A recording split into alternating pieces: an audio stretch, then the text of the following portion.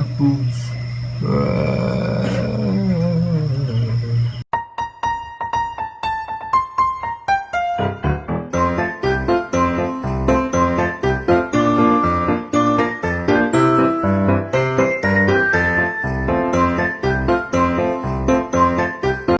Hi guys, it's me, Berks, and welcome back. Hello guys, welcome back to my channel. And before tayo magsimula sa ating video is gusto ko lang humingi ng pasensya kung meron kayong mga naririnig ng mga crickets dito or kung anumang mga ingay sa gabi kasi gabi na ako nakapag-film itong video na to guys ngayon. So ayan. So going back sa ating video is ang video natin for today is isi-share ko sa inyo kung paano ako na-verified without the verification pin and only using my student ID and birth certificate para ma-verify. And disclaimer lang bago tayo magsimula, kung naghahanap ka ng detailed information on how to apply Google AdSense, paano ma-reach yung mga information na yon sa about being monetized, padala ng mga Google AdSense, Google Pin, this video is not for you. Pwede ka rin maghanap sa ibang YouTube, i-search nyo lang how to set up your Google AdSense and magko-connect na yung mga information about the process. And ang ating video today is, ayun nga, sa title ng ating video is paano nga ba ako na monetize. So, before that, isi-share ko muna sa inyo yung aking journey before ko na-achieve ito. So, I joined YouTube last 2017 and na-reach ko yung 1,000 subscribers and 4,000 hours requirements para ma-monetize and merong ads na mag-pop up sa iyong video last 2018. And after nun, nag-send sa akin ng email yung Google AdSense na pinadala nila yung PIN. Pero nag-request ako noon pangatlong pagkakataon until 2019 and wala pa rin, and the fourth time is this last 2020, last January pa yon or late December 2019, basta yun. So that was my fourth attempt to request verification PIN sa Google AdSense pero walang dumating. And sa first 3 verification na PIN na ni-request ko is mali pala yung address ko, and then doon sa fourth time nag-request ako is tama naman pero hindi pa siya dumating. And naintindihan ko naman it is because of our situation ngayon, meron tayong pandemic na nangyayari. So i-ensure naman natin lahat ng mga safety para sa lahat and safety protocols, and ayan, mag-e-end na lang yung 2020, hindi ko pa siya na-receive. And ngayon lang talaga guys, November 26, 2020 is nag-check ako ng email sa aking online class and kung merong mga gagawin, and ginawa ko na yun lahat. Nag-upload itong YouTuber na mga kapatid ni Ate Simple Reyes or si Ate Reyes, kung kilala nyo siya. So, ayan, si Ate Simple Reyes. Ayan, hello kay Ate Reyes kung, ayan, nagbabaka sakali na mapansin. So, merong YouTube channel ang kanyang mga kapatid, which is, yung The Zigs, yung tatlong boys, yung mga Otol, shout out sa inyo. So, kasi subscriber nila ako nung paggawa nila ng YouTube kasi nakasubaybay ako kay Ate Reyes talaga nung magjowa pa sila ni Kuya Dan. So ayan, so going back, so ayun, nag-upload yung The Zigs ng kanilang video na nakuha na nila yung YouTube salary nila, and nag-comment ako doon, and yun, pinanood ko yung video and nakuha na talaga nila yung YouTube sweldo nila without the verification pin. And nagtanong-tanong ako, sila yung first na tinanungan kong YouTuber na Bisaya din kasi Bisaya, taga Cebu sila, so taga Mindanao ako sa Iligan. So ayun, nagkakaintindihan naman kami. So sabi ko, mga Otol, kasi Otol yung tawag nila sa kanilang mga viewers.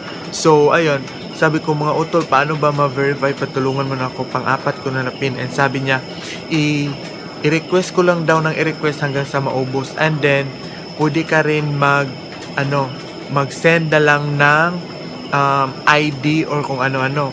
And after nun, nag-search ako sa YouTube kung paano verify using student ID. And nakita ko itong si Mark Guillermo. So ayan, thank you din sa YouTube mo, Mark Guillermo. Hindi ko matandaan na kung Mark Guillermo. Basta Guillermo yung apelyido niya. And ayan, pareha kami estudyante and na-verified siya. So pinanood ko siya. Kung gusto nyong ng detailed information on how to get verified using your student ID, panoorin nyo siya. So ayan, pinanood ko siya. And pinicturan ko yung ID ko at saka yung birth certificate ko kasi yun yung mga requirements. Hindi naman siya talagang requirements pero yung ID lang and yung birth certificate is parang supporting details na rin yun. And ayun, finalo ko yung mga steps na ginawa ni Mark. So pumunta ako sa pin troubleshooter and ayun, nag-pin troubleshooter. Merong mga question na i-answer doon. Merong magtatanong na na-reach mo na ba yung threshold mo na $10? So, i-check mo, yes. Then, dumating na ba yung pin mo? Answer mo, no. Then, yung pang-last, nakalimutan ko na kung anong tanong. Tapos, i-click mo yung contact us. Tapos, pag-click mo ng contact us is doon. Finalo ko lang si Guillermo na kinlik niya yung contact us. Then, merong magpa-pop up doon na about information about your ID publisher, your email, and also doon na isesend mo yung clear photo of your ID front and back na student ID at saka yung birth certificate. So after ko nung mag-process noon, sobrang dali lang talaga guys, is sinubmit ko na. And just to let you know, after 1 minute or 2 minutes, nag-email sa akin si Google AdSense. And ito yung nangyari sa akin kanina guys. Panoorin nyo.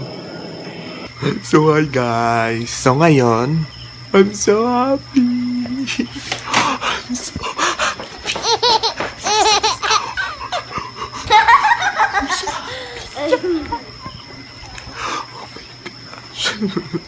I'm so happy. Hi guys, so ngayon is November 26, 2020 and ayan, na-verified na ako sa Google AdSense and kanina lang ako nag-apply mga 6 PM and ngayon verified na siya. So ipapakita ko siya sa inyo guys. So ayan. And ayun guys, nag-email agad yung Google AdSense sa akin na pin approve. Ayan, pin approve. So, ayun guys, napanood nyo, diba? Sobrang happy ko talaga. Kasi in just 1 to 2 minutes is na-approve pin ako guys. Thank you. Oh my gosh. Ayun, sobrang, hindi ko talaga ma-explain yung mga feelings ko until right now. Pero ngayon, tinatry ko talagang mag-speak sa inyo ng mag-speak. And I'm so happy kasi, meron akong motivation na mag-upload, I guess. Sana madami akong ma-upload na sana supportahan nyo and i-share nyo ang aking mga videos. So, ayan, laking tulong na din yun sa akin at sa aking family. And makakatulong din ako pag malaki-laki na yung ating ipon and ibabalik ko din naman yun sa inyo guys. So, ayun, na-verified na ako na sabi ng Google, ng AdSense, na approve na yung PIN ko. Pero pag tingin ko sa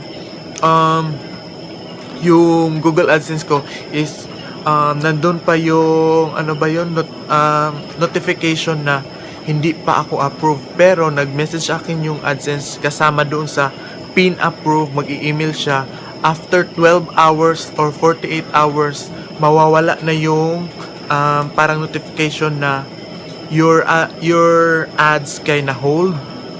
Tapos so yon, until now is inaantay ko pa yung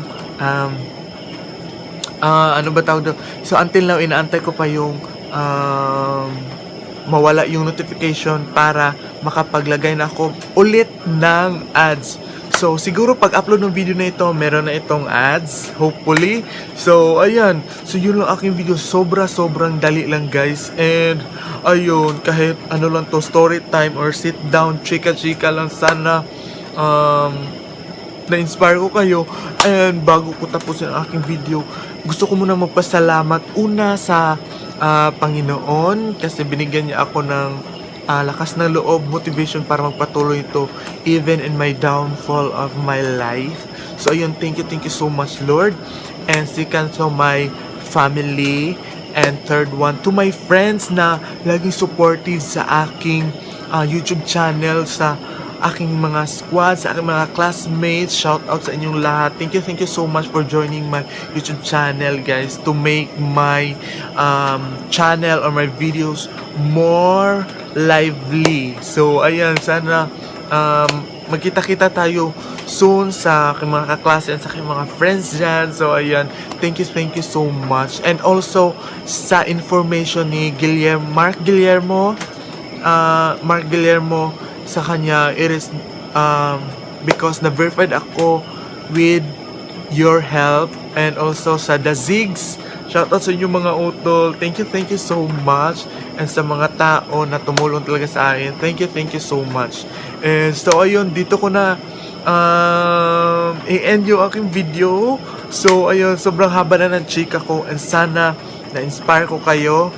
And by the way, guys, hindi ito pagmamayabang or pambabrag. I just want to inspire everyone na kailangan mo talagang magpursige kung meron kang pangarap na gustong ma-achieve. And kung passionate ka sa ginagawa mo, meron talagang opportunity para sa'yo. And darating din talaga kung ano lang, you trust the process lang talaga. So God will make a way for you, guys. So sa mga aspiring YouTubers yan, mag-create na kayo ng YouTube channel nyo. And ayan, magtulungan lang tayo, guys. So ayun, guys, thank you so much for watching. Dito ko na yung aking video. This is Bricks Tiguman. Please don't forget to click the subscribe button at yung katabi yung notification bell.